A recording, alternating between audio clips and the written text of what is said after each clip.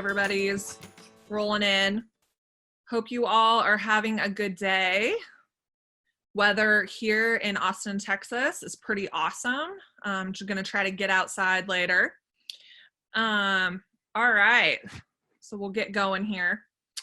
So this is Risk Management Part 3. My name is Erin Wells. I'm here to kind of just guide conversation, but I have a feeling today we are going to run with reoccupation and reopening our facilities for sure. I want to have the people that have been working with me on this introduce themselves. So Sarah, can you say hi?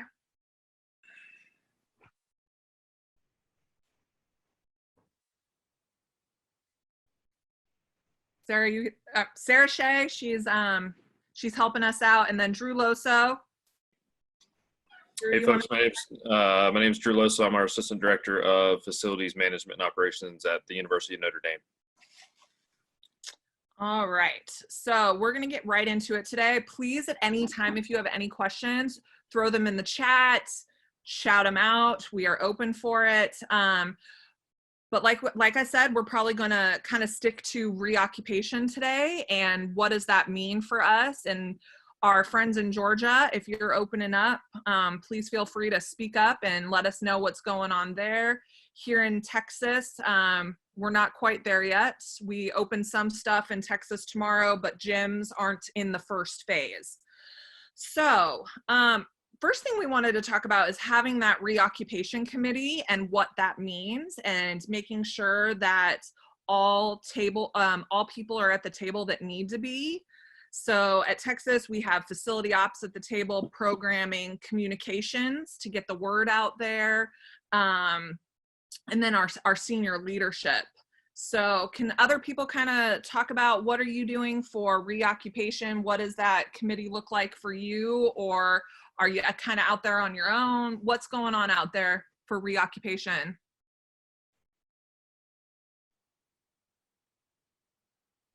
So Erin, I'll start this one.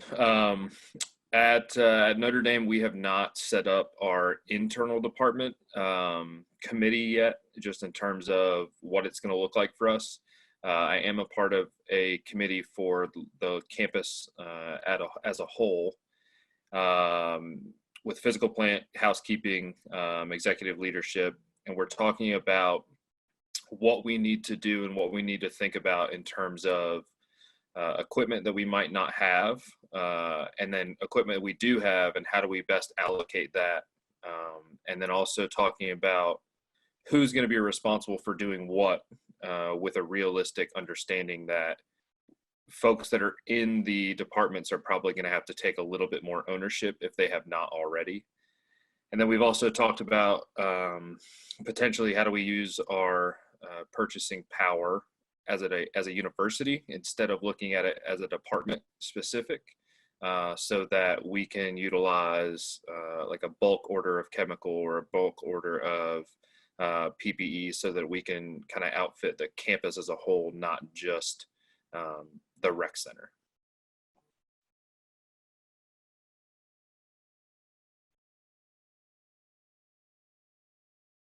Awesome. What else? What else are people talking about out there? Are you phasing in your facilities? Are you trying to secure supply chain? Are you talking about moving equipment? What does programming look like?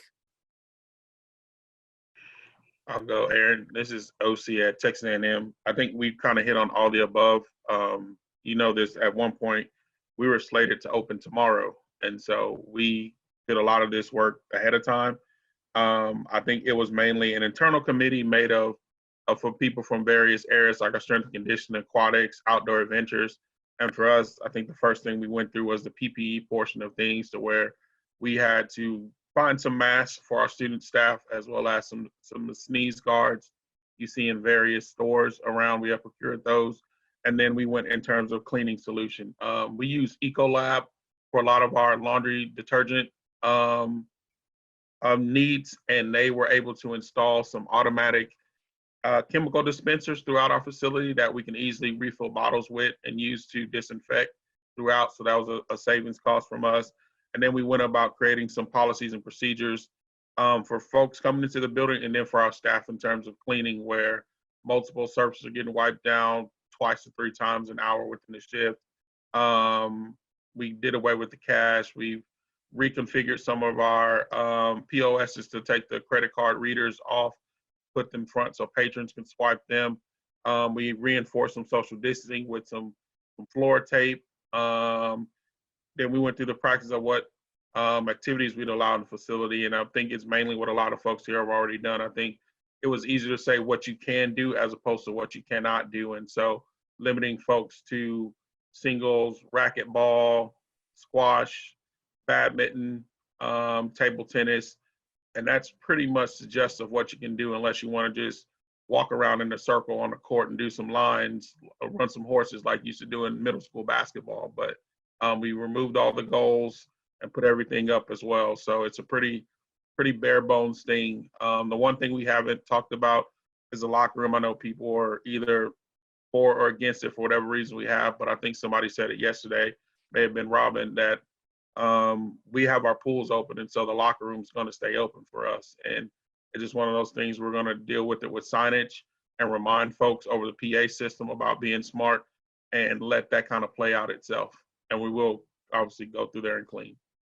Hey, OC, can you talk a little bit about how did you decide how are you letting people in? Are you doing it by capacity per room at like 25%? Are you making people sign up for times?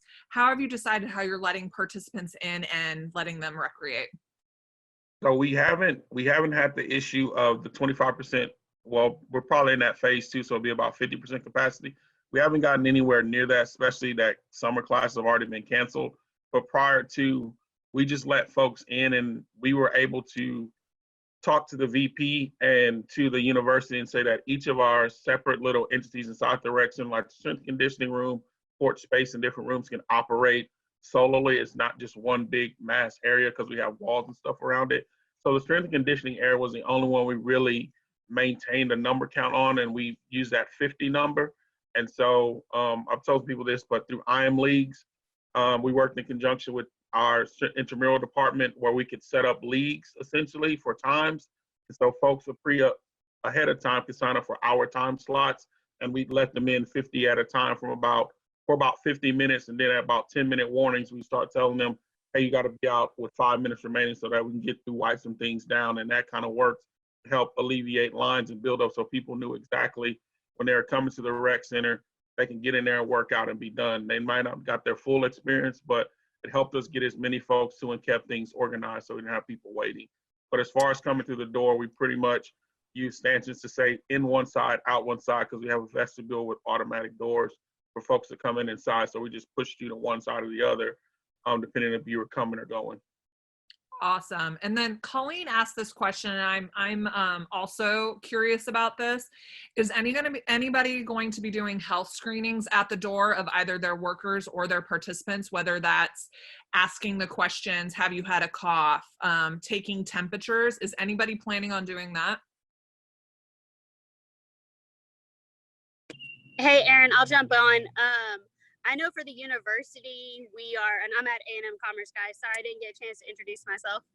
I think May 18th, certain staff members are going to be allowed back on campus, and the university is requiring us to do health screenings every day. So once we get that permission to open it up for patrons, right now my plan is just going to continue to do that. But the university Sarah, do it as per. Hey, Sarah, you froze on us for a second there. Okay. That last little bit. Yeah, May 18th, professionals have to do it when we come on campus. And so when we open up to patrons, we'll probably continue that as well. Okay. Anybody else planning on doing that? Or thought about it, or?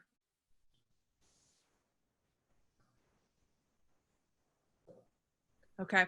And then I'm guessing we're asking about masks. I'm guessing that's going to fall under whatever reoccupation documents our governors or our states or our municipalities are putting out there, right? Whether or not we're requiring masks, or will you go above that if it's not on it?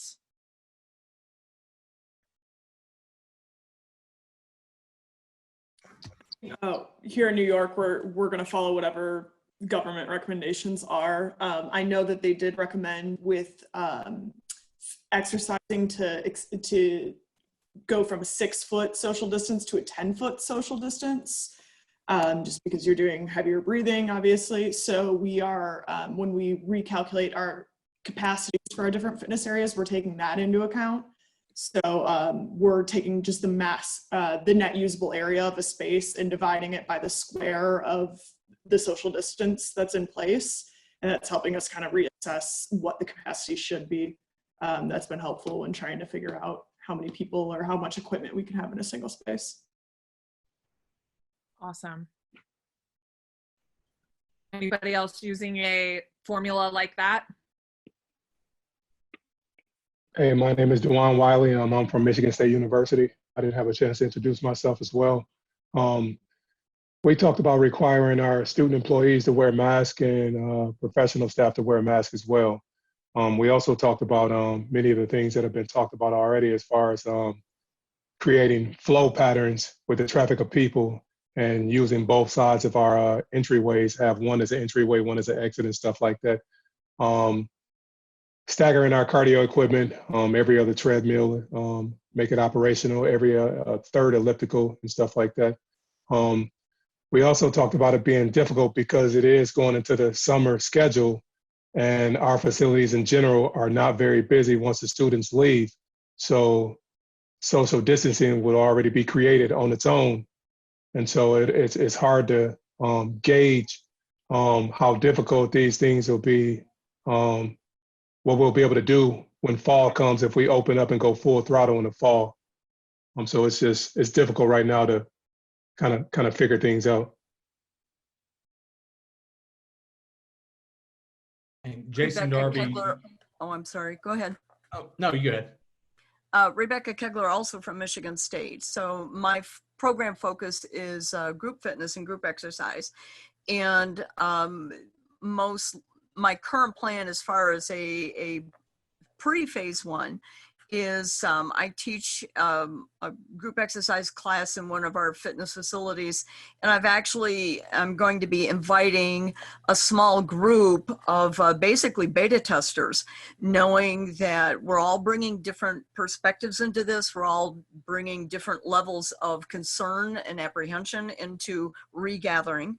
And I'm going to do a dry run, basically, of how a class needs to be set up, what kinds of guidelines we need to do for social distancing, using also a formula for square feet in the room, so to speak, and work at it that way, even before we hold a potential first class. Awesome. I'm seeing some questions here about American Red Cross and pools and what that looks like. I know here in Texas, I don't think our pools are opening until phase 4. So we have a little bit of time for that. So we aren't planning for that, but has anybody opened a pool yet or is anybody open yet? Let's start with, is anybody's facility, pool, any of that open yet? This is Jenna Dillon from VCU, Virginia Commonwealth. We're not open, but we did have a call with our representative for the Red Cross, and they basically don't have any plans, or they haven't thought through kind of like what their guidelines are going to be for pools reopening, whether it's should we even open them, or like lifeguards even providing potential care. So they say that they're working on it, but the Red Cross doesn't have an official word on it yet. That's what we've been hearing as well.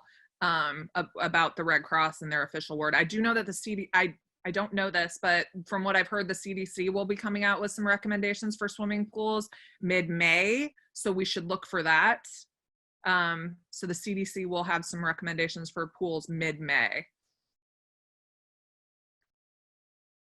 Yep, I've seen that Ellis has issued their stuff, and Stargard is also putting out reopening and how that looks. So if you are one of those, if you are an Ellis or a Stargard facility, I know that you have your kind of marching orders, for lack of a better phrase. Good. Looking through the comments, we had a question about if people were open, are they seeing declining numbers? But it doesn't seem like anybody's open yet. So we don't really have an answer to that one. And then the other question that I saw was, are we going to be doing reduced hours in our facilities? And what does that look like? So if anybody wants to speak to what they're doing for their hours, if and when we do, have to stop saying if, for when we do open. I can speak on that a little bit. This is Colin from Grand Valley State, Michigan. We've been having weekly Zoom meetings with all of the professional staff, just trying to figure out what it looks like when we do reopen. And at this point, we're talking just going based off what staff we have, because I know a lot of them are like, well, I need a job, I need money. So I'm going to look elsewhere right now because we're still unsure of what that looks like when we're coming back, like how long is it going to be, when's the university going to put those suggestions out, whatever it might be in that. So based off the number of staff, the ability to staff the building for that duration of time. So we usually open at 6 in the morning and go to 9:30 during the summer. So if we have enough staff available to do that, then we're going to go ahead and run with that and go the normally scheduled hours we do during the summer. But if not, our director of the facility said that he would definitely fight for, reduced hours if we are not able to staff it properly, especially with safety concerns and everything with that too. Yeah, do you plan on bumping up your usual staffing for cleaning, for more kind of making sure that social distancing happens? Do you plan on adding staff each hour?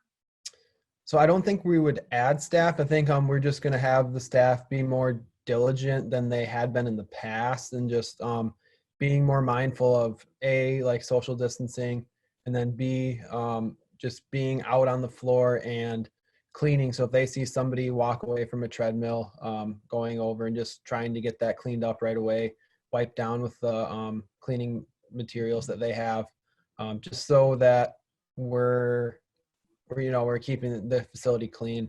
And then as far as like the number of people we have coming into the facility, we're not really sure how we're going to handle that. So we're still kind of hashing that out as well, because we're not really sure what that's going to look like. Awesome. Hey, Jason, do you just kind of want to put your question out there? Sure. Jason Darby, University of Southern Mississippi. Our mayor made it official as of Monday. All businesses in town, if you enter a business, you're going to be required to wear a mask. Obviously, our facility isn't open yet.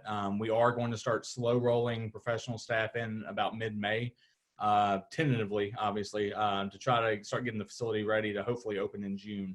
But are any of you, if you're in a municipality like that that's requiring masks being worn, are you going to be providing those masks for your staff and or your patrons, whether that's partnering with your health center on campus or getting it out of your own budget, or are you going to require them to kind of have their own as far as your staff if you're going to require them to work? Rebecca from Michigan State University, we actually got notification from HR that if staff in their respective units are required to wear masks, that the university will be providing them. Now, as far as the question about whose budget that's coming out of, we haven't got a definitive answer on that, but at least the university will have, I'll say, the purchase power to purchase quite a few and resource from the best places to get those masks from. Hey, Erin's throwing in a good little kind of caveat to that. Are you trying to find disposable masks, or are you trying to do like reusable ones also? Unknown at this time. Just don't know that one just yet. Hi everyone, Megan Schwanier from Oakland University.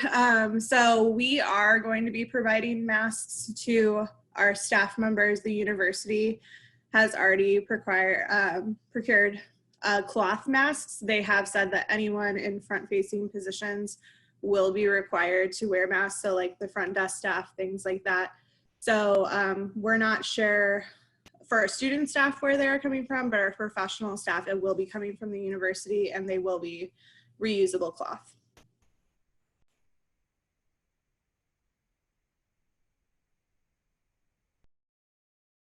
Has anybody even been able to find any disposable ones?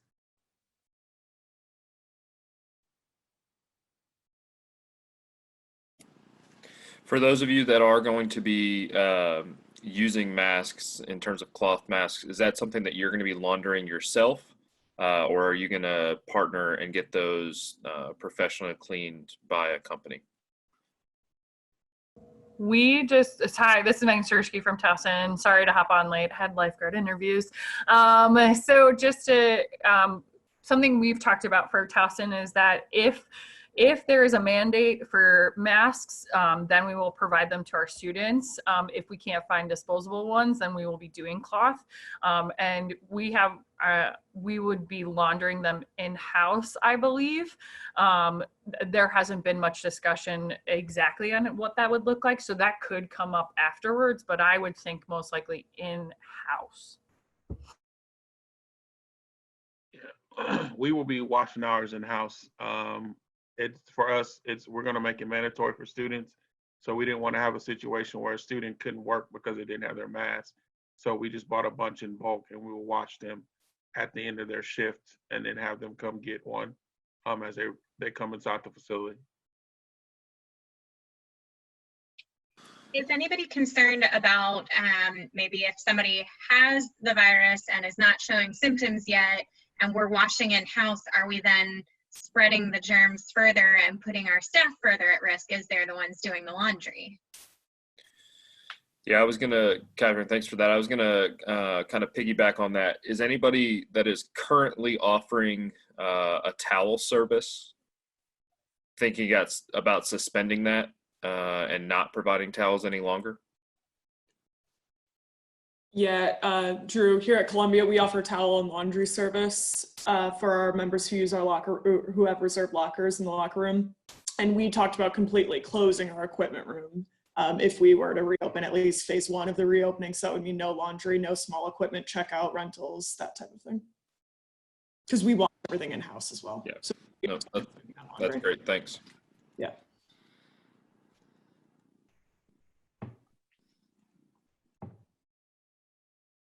We haven't talked about suspending towel service.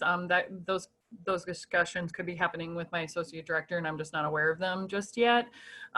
We talked a lot about more about student side of it, and we talked about specific signage we would have.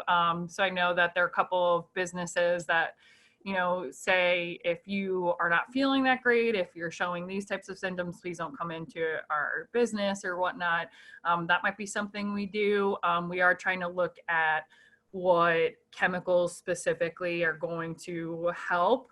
I know there was discussion, it might have been in one of like the risk management specific roundtable. There was also talk about HVAC systems, if people haven't thought about that, how germs spread through the HVAC system and making sure that the system is disinfected properly with, I guess there's a chemical that can go into the HVAC and clear it out. So maybe upping how many times that happens for you all. We also were talking about, I don't know how many facilities this is happening to, but because our University of High Jeff is a location for the state for emergency situations, our facility might be used as a hospital. So National Guard would be coming in. We were told that they would be taking care of the disinfection, and then I would assume that Towson would also do like a secondary, just to be like, well, just in case, let's just get this done as well. That's what we have right now. I'm gonna throw out another question there because we're kind of talking about it a little bit right now. So we all are doing our reopen plans. Has anybody added in what happens if you get contact traced back to your facility through a staff member, through a participant? What are you doing? Are you going to shut back down and re-clean everything? What does that look like if the contact tracing shows your facility could have been in danger?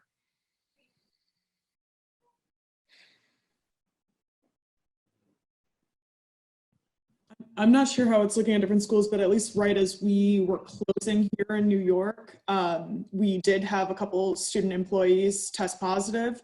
When we reached out to University Health Services at that point, and I mean, still currently, it's just still so widespread in Manhattan that they said they're not even doing the point tracing, contact tracing of it. So might be dependent on other areas, but places like New York and other cities who have been harder hit, that might be the response from your health department.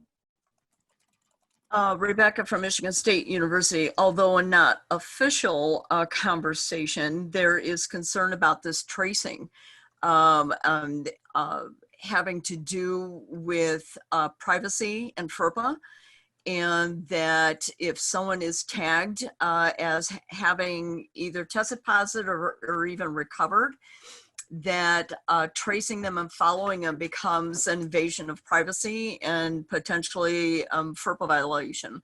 So although that's not an official conversation, that kind of conversation has happened, I'll say, outside the university, it certainly would affect legal aspects of the tracing issue. However, if there was someone who tested positive that you knew had been in your facility, personally, I have no doubt that it would be a huge pullback as far as operations and taking a look at what that might cause.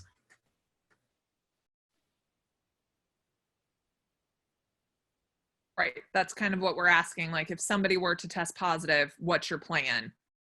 Like someone on your staff, someone in your facility, what is your plan if somebody used your facility to test and tested positive?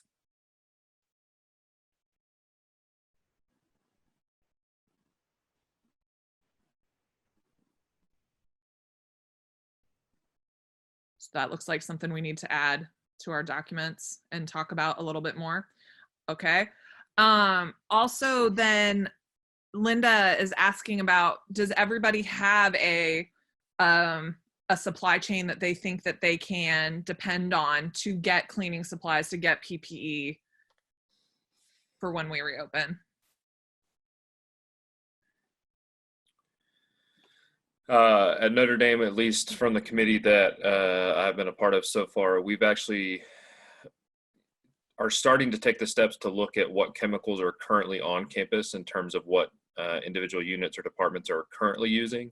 And then again, looking at it from a university structure and seeing that if whatever chemical or whatever type of chemical that we need, trying to get folks on the same page and using the same chemical so that we can do a university bulk order instead of trying to supply multiple different units and departments with different chemicals that may not be realistic. That may also require us to change the specific cleaners or disinfectants and things like that that we're currently using and go to something different.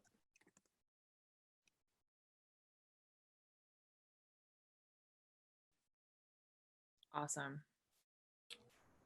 I don't know if this is an issue or not an issue, but something that other people are dealing with and trying to prepare. I know at least for us, for right now, there are some restrictions on using your P card. So there's no sort of purchasing that's happening right now until we get the okay from the university.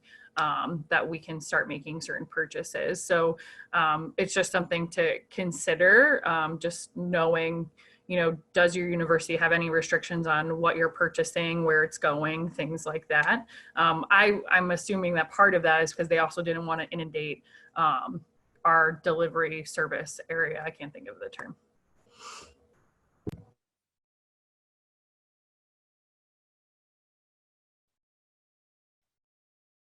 Awesome. Anybody else thought about, so to Olivia's comment, anybody else thought about drinking fountains and what that looks like? Yeah, I actually read something today about drinking fountains. I forget, maybe it was in Tennessee. I think in their rec facility, they talked about shutting down the drinking fountains and requiring people to bring their own water to cut down on people at the same touch point and people clustering up at the water fountain. So, and to go back to the cleaning supplies, we use gym wipes and they're antibacterial and antiviral. They're pretty expensive, but we buy them by the pallets and we coordinate with our other facilities so we can buy them in bulk and receive a bit of a discount. So I don't know if anybody uses those.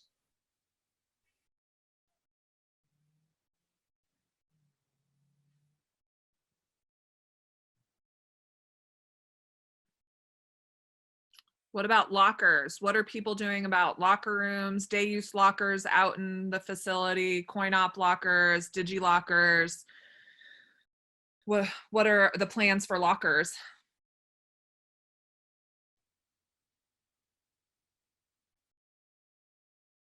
To be determined. Yeah, I would say right now with us at Columbia, the talk is that we would completely close our equipment room, which is where people would pick up their daily locker keys anyways. So daily lockers wouldn't be an option.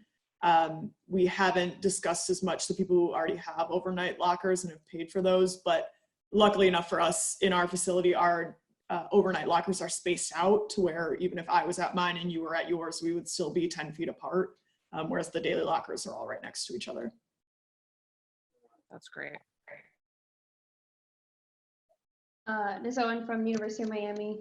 Unless we get otherwise dictated by the state or the university and protocols and stuff, our plan is to still allow people to use day use lockers, but we're coming up with kind of a foot map. So we give you this key, it's on this side of the locker room. The next key we give out is going to be, you know, a certain section of the locker room. Next key we give out is in this section, and then we'll kind of repeat that. Now, obviously, we can't control if, you know, this person and then an hour later this person's still here and another person comes close, but that would be our effort in order to space that out so that people aren't in close quarters all the time.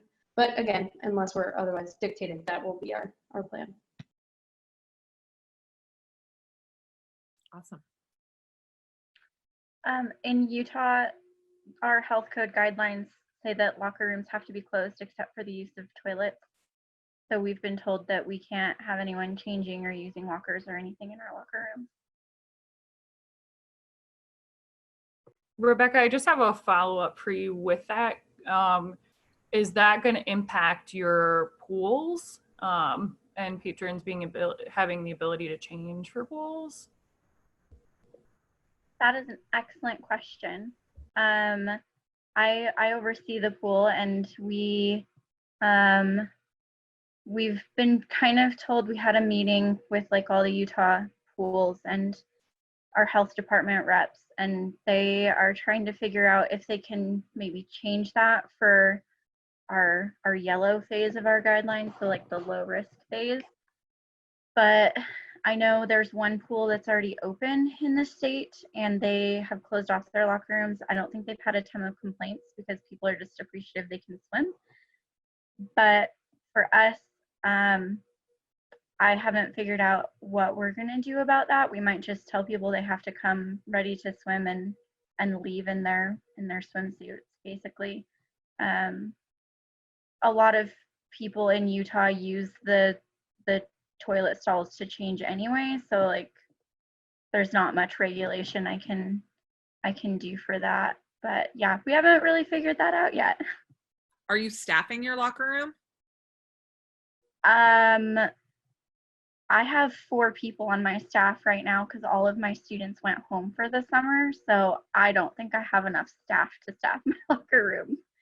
But that's something that a lot of people in the state have been talking about, is because we're expected to also enforce social distancing, and that's hard for a lifeguard on duty to do, is we might have to have like an extra customer service attendant making sure people are following the health guideline rules. So that might be the case. We might have to have someone regularly in the locker room. Are other schools, when and if when we open, are you planning on staffing your locker rooms to encourage and enforce social distancing?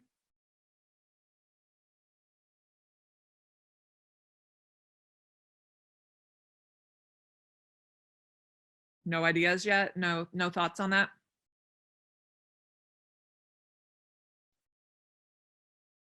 Okay. Elevators. Looks like we have some questions on elevators. So what are people thinking about for their elevators?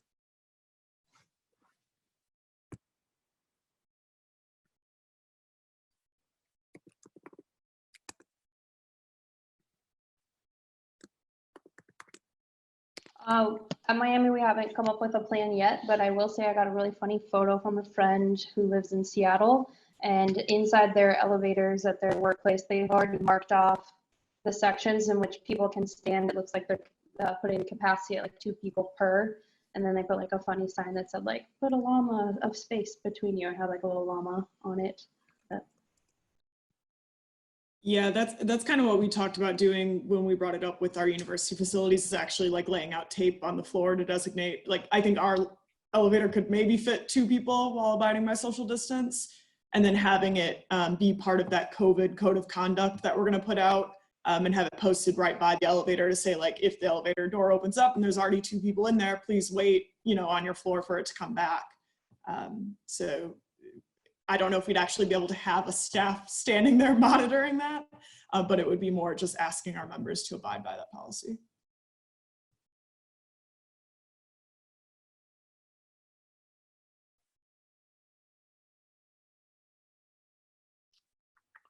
Great question from Kristen in here. Hey, Kristen, you just kind of want to throw out what you're thinking with that one? Yeah, sorry, this is Kristen from the University of Maryland, Baltimore County. Just wondering if anybody has any plans for if somebody is violating the social distancing rule and you're starting to get complaints from other patrons, what are your plans to do? Are you gonna kick that person out, or, yeah. Great question.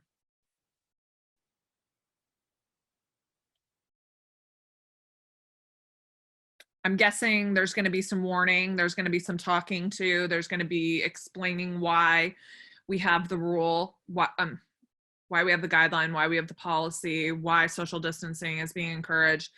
And I would highly encourage to do some sort of incident report to make sure that you're documenting the people you're having issues with, so that you can go back and see if it's a repeat offender, would be my suggestion. Does anybody else want to play off that? Hi, this is Owen McFadden at Furman University, and our plans right now are just in a draft form, but the one area that we do have is basically after the 3rd time, we're going to revoke your membership if you don't follow the guidelines. But that's just like you said, we're going to have to document everything, and hopefully it doesn't come to that point. But it is something that I know everybody takes, the risk of coming in to work out, but if we're posting social distancing rules, we need to make sure that we enforce it. And if you don't get the people to enforce it, I don't think you have a choice but to, give them a warning. I'm not saying 3 is the right amount, but at some point in time, you just can't have them in there because we're the ones responsible for the facility. And if we're making those rules and regulations, we have to enforce them. So if the patrons, aren't going to follow them, just like everything else, they, when you misbehave at other sporting events, they throw you out and they don't let you back in. So it's a tough decision to make, but that's the only way you're going to be able to curb anyone from continually, breaking the rules. I think Max also had a really good point about working with student conduct and what is the overall university policy going to be for our students. So I think that is a great point. I saw a question here from Erin about propping doors to stairwells, entrances to gyms and different rooms. We've had some feedback about how it could be against fire code, or even it could be a security issue as well. What are people's thoughts on that?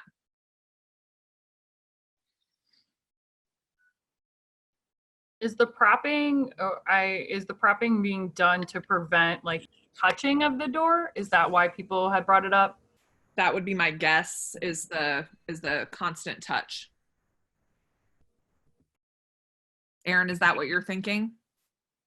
Is that why you're asking? Yeah, that's what I was thinking. It's like, either do we prop it open or do we disinfect after every use, or like what's the, like how realistic can this be? Has anybody seen it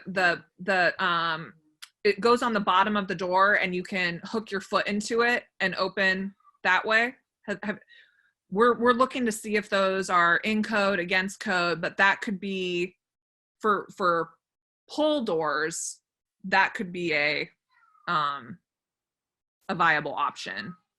Yeah, Erin, there's also a similar one for your arm, that it's like a hook that you slide your arm and open with your forearm as opposed to your hand. We had talked about that with our facilities department before this all started, especially for like restroom doors. Max is asking, is anybody working to install automatic doors or automatic sensors? I know that's on my wish list. It all goes back to, are we going to have the money for it? Are we going to be able to buy it? I think. So Jess is asking for people with disabilities.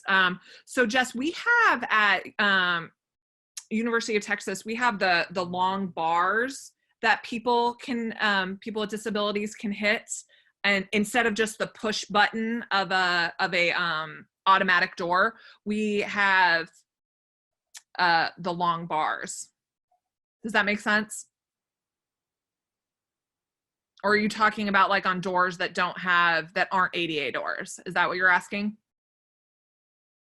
Yes. So like, for instance, we have 2 sets of double doors. So we have a set of double doors coming in that have the automatic door openers, but then our second doors before you enter our lobby, you have to pull on with your hands, and they're not automatic. So like, I'm just thinking like when people come up like that ramp, when people come up our ramp specifically, they either have to use their hand or they have to have someone help them. So I know, people that may be in a wheelchair and just may not have a normal gait may have problems with that. So I'm just wondering if that has been thought through. We actually are propping our second set of doors, not our first set, but we're propping our second set of doors open right now. Not right now, before we closed. And if we reopen, that would be part of our plan, is to prop the second set of doors open. That makes sense. Thank you. Yeah, no problems. Hey, Dana, how you doing?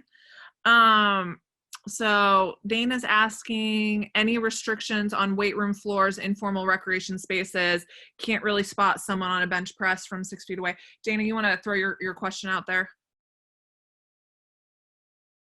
Hey, so I'm actually filling in for Dana. My name is Greg Deverson, coordinator of intramural sports at Wake.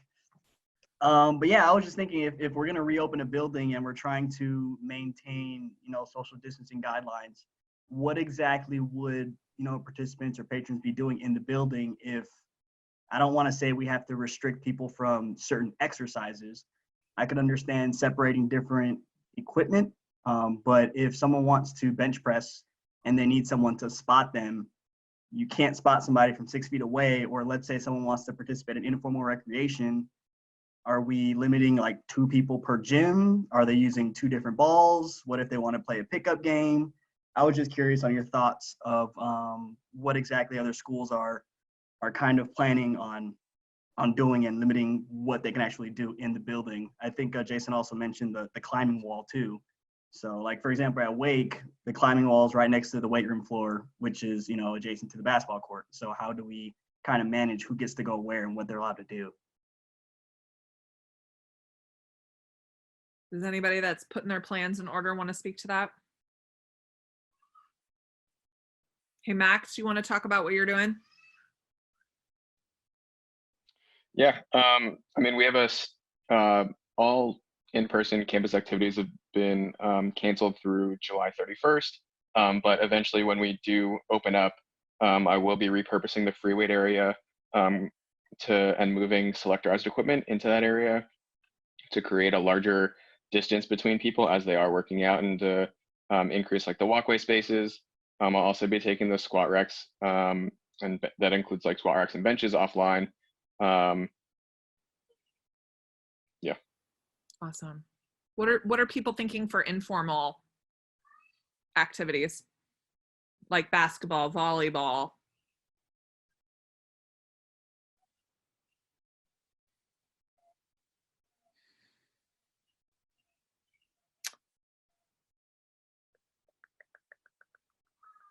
What we've talked about doing so far is that we would actually be just taking our rec gym offline for any type of open rec activity, and would actually be probably moving, similar to kind of what Max was just saying, moving some selectorized machine free weights, even cardio machines down there to help then space out our regular fitness spaces. So it looks like taking a lot of so there's not going to be equipment checkout. So taking away a lot of informal possibilities, especially in phase one, maybe just making it the weight rooms. Is that what a lot of people are thinking? We're still going to use our courts for those activities I mentioned. I mean, there are some things you can play, pickleball, badminton, things that we thought were fine to give some people just some type of variety, because not everyone comes in the rec center wanting to work out. And so we decided to leave that court availability open. Once again, they won't be able to play your normal basketball, volleyball, or soccer, but at least they'll have some court space to do some of those types of things.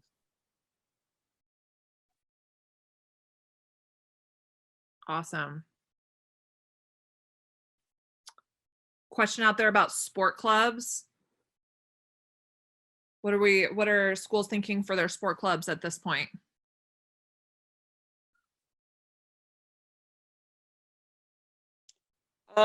This is Kristen Alexander from UMBC again. We talked a little bit about sport clubs because I run the overall program. I think our biggest thing is that, you know, our clubs, they travel to different states. So every state is going to be obviously in a different pattern than where we are. So if they can't compete, then we're obviously not allowing our students to compete. So it might be where we're just competing with in-state, since all of our university schools in the state of Maryland are all getting together and talking. So it might be something where we just stay in-state to compete for the year. But unless the whole United States all lifts and everybody gets on the same page, then we will not be traveling far at all. This is Jeff Keenan with Towson University. In regards to sport clubs, we're thinking of not allowing some sport clubs to participate just because that's not possible to social distance with them, and then allowing others to participate depending on if social distancing is possible. Awesome. I'm curious to know, this is specifically for pools, but I guess it could apply for other facilities. We share the pool with athletics, and obviously when there's a swim meet, they have patrons coming on or other teams are coming on the deck. You have spectators in the bleachers. Curious to know, I'm not sure what NCAA has yet, or if they have any guidelines on this. Are they working on that? Is it going to be a situation where NCAA is going to trump it? I would think your university is going to trump it. Are there any concerns with that in regards to spacing everyone?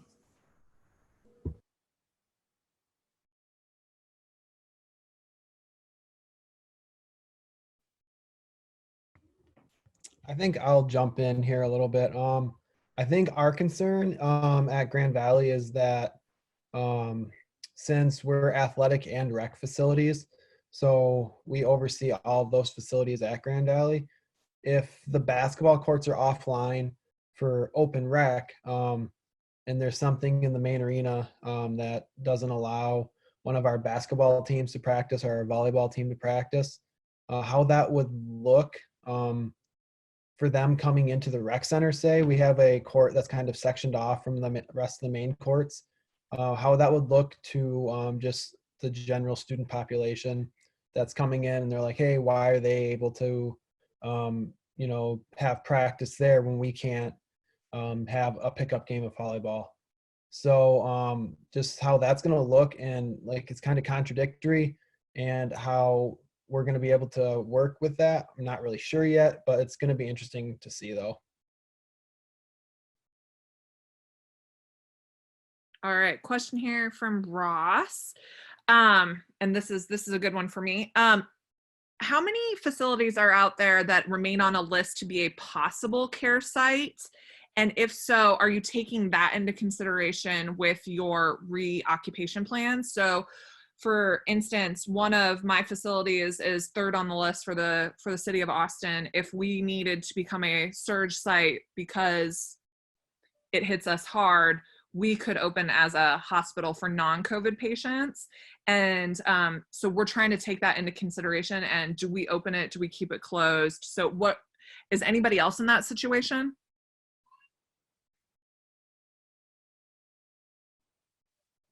This is Jess again from Virginia Commonwealth University. So we have 2 sites. So our medical campus site is, I believe, 3rd on the list to be used for healthcare workers. They currently have a couple hotels that are on block for those people to stay in, but if that becomes not a viable option anymore, they run out of room, we're next on the list. So we have been told we're still on that list and nothing has changed. So basically we would just shut down that facility completely and then keep our main facility open. Erin, if I could, so my concern, my name is Ross, I'm with UT Austin, and the reason I asked that question was because when we were talking about moving equipment from a primary location to a secondary location for social distancing, just trying to figure out, like, if you're on that list that could be a acute care site and you've moved equipment into your gym, or you then have to go through the process of moving it back out if you have to turn it into a care site?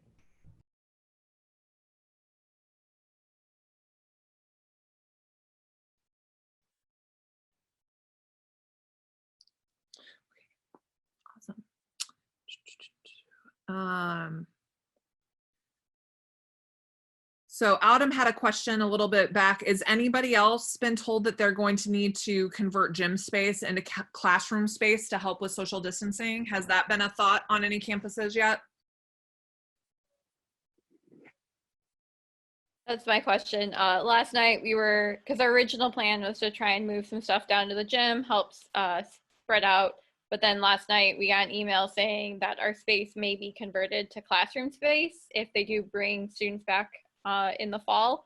So I'm wondering, because all of us are like, okay, well, that throws out all of our plan to help kind of spread out the equipment. So wondering if anyone else had that thought.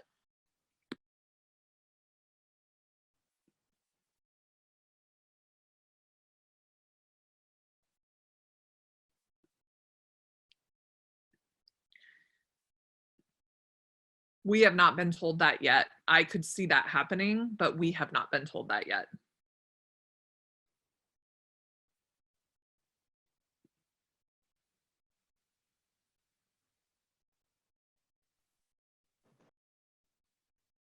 Awesome. Well, we got about 5 minutes left. What are there any other burning questions anybody wants to ask everyone? Hey, Erin, I have a quick question. You guys might have already answered this. I was kind of in and out. But if you do open and require masks, what is your plan with lifeguards? Do you expect them to be out in the sun with a mask on? And that does create difficulty breathing. And then the same thing for your patrons jumping on a treadmill with a cloth mask on, those health risks as well.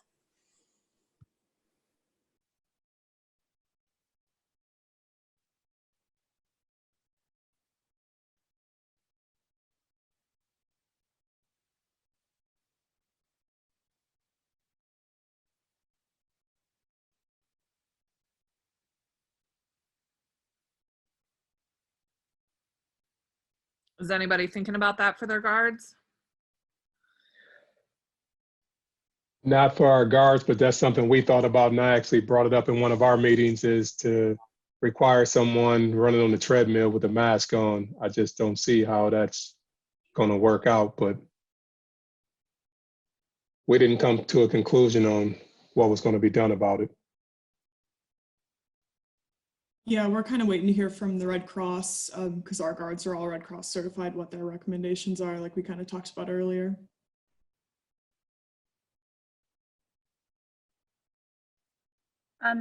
Utah's health guidelines are going to require all employees to wear masks. It doesn't look like for the fitness center rules, they're going to require patrons to wear masks, but it's encouraging them to. But we're also high elevation in Utah, so I don't suspect we'll make patrons wear masks running on a treadmill because that's not super safe. But our guards are going to have to wear masks, and there's been a lot of discussion about how are they going to respond to emergencies with a mask on? Are they going to take their mask off? I think someone in the aquatics roundtable yesterday sent a link for masks that are made out of swimsuit material for lifeguards specifically. And then some people were also talking about squeezable whistles so they don't have to take their mask off to blow a whistle. Or air horns was the other one for EAP, to put the EAP into plan.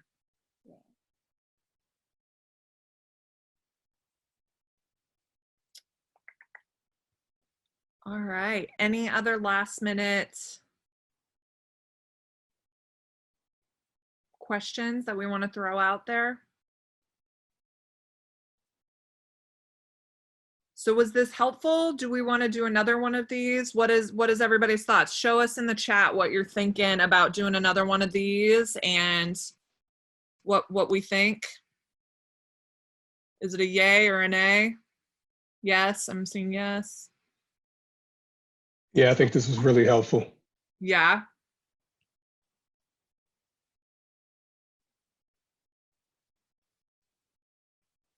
Okay, so I'll work with NIRSA.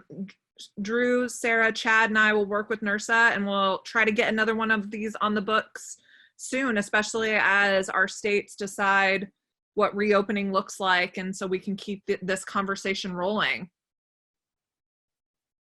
Does that sound good? Look like in about two to 3 weeks. Does that sound good, everyone? Awesome. Thank you so much. Y'all have a great day.